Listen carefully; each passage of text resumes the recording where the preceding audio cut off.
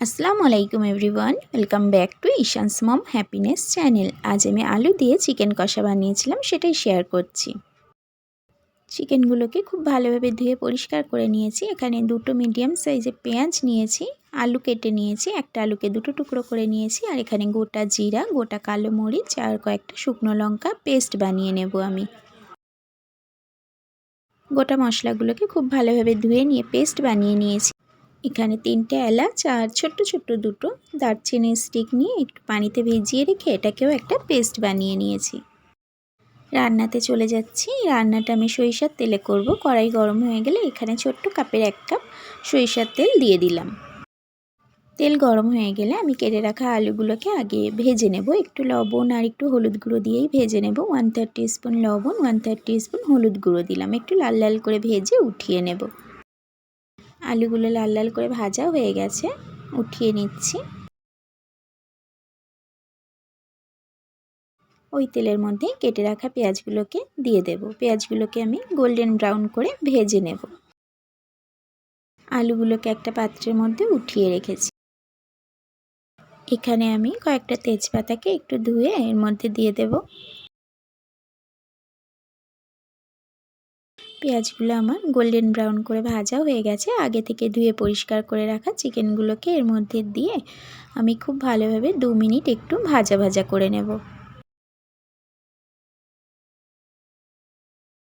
2 minute সময় নিয়ে আমি চিকেনটাকে খুব ভালোভাবে একটু ভেজে নিয়েছি।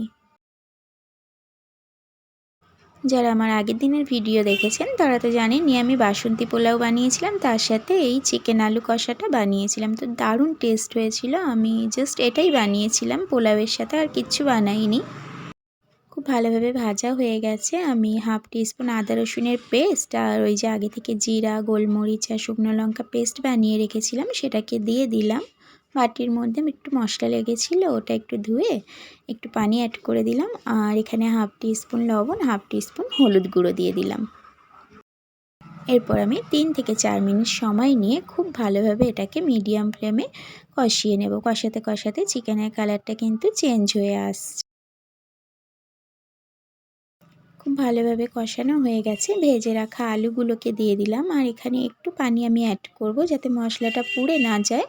তো ওই যেই পাত্রের মধ্যে আলু রেখেছিলাম একটু তেল তেল লেগেছিলো ওর মধ্যে, তো ওই পাত্রটা ধুয়েই একটু পানি আমি এর মধ্যে দিয়ে দিলাম। আলুটা দেওয়ার পর আরও 2 থেকে 3 মিনিট আমি আলু আর মাংস একসাথে খুব ভালোভাবে কষিয়ে নেব।